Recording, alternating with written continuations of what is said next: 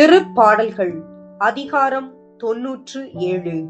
அனைத்து உலகின் தலைவர். ஆண்டவர் ஆட்சி செய்கின்றார். பூவுலகம் மகிழ்வதாக. திரளான தீவு நாடுகள் களி கூர்வனவாக.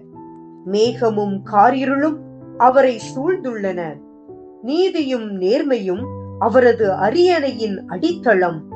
நெருப்பு அவர் முன் செல்கின்றது. சுற்றிலும் உள்ள அவர்தம் எதிரிகளை சுட்டெரிக்கின்றது. அவர்தம் மின்னல்கள் பூ உலகை ஒளிர்விக்கின்றன. மண்ணுலகம் அதை கண்டு நடுங்குகின்றது.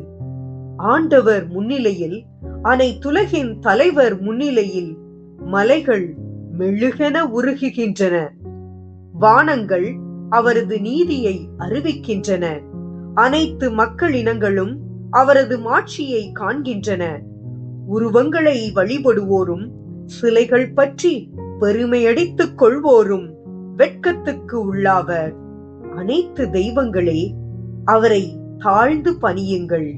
ஆண்டவரே, உம் நீதி தீர்ப்புகளை சீயோன் கேட்டு மகிழ்கின்றது. யூதாவின் நகர்கள் களி கூர்கின்றன. ஏனெனில் ஆண்டவரே, உலகனைத்தையும் ஆளும் உன்னதர் நீர். தெய்வங்கள் அனைத்திற்கும் மேலானவர் நீரே.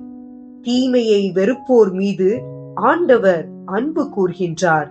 அவர்தம் பற்றுமிகு அடியார்களின் உயிரை பாதுகாக்கின்றார். பொல்லாரின் கையினின்று அவர்களை விடுவிக்கின்றார். நேர்மையாளருக்கென ஒளியும் நேரிய உள்ளத்தோர்க்கென மகிழ்ச்சியும் விதைக்கப்பட்டுள்ளன.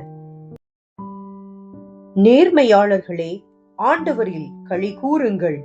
அவரது தூய்மையை நினைந்து அவரை புகழுங்கள்.